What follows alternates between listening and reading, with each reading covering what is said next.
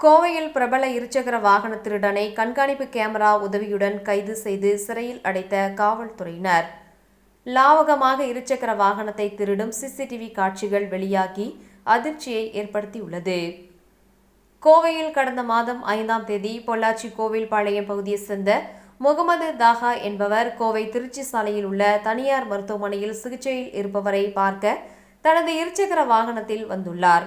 மேலும் தனது இருசக்கர வாகனத்தை கோவை ராமநாதபுரம் தனியார் பிரியாணி கடை முன்பு நிறுத்திவிட்டு உணவருந்த சென்றுள்ளார். பின்னர் திரும்பி வந்து பார்த்தபோது தனது வாகனம் காணாமல் போனதை அறிந்து அதிர்ச்சி அடைந்த அவர் கோவை ராமநாதபுரம் காவல் நிலையத்தில் புகார் அளித்துள்ளார்.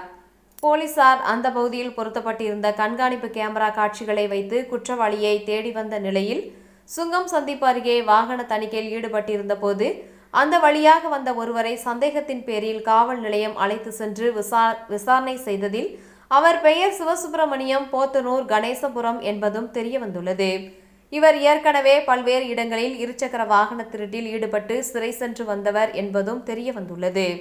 இதையடுத்து போலீசார் சிவசுப்பிரமணியம் மீது வழக்கு பதிவு செய்து நீதிமன்றத்தில் ஆஜர்படுத்தி கோவை மத்திய சிறையில் அடைத்தனர்.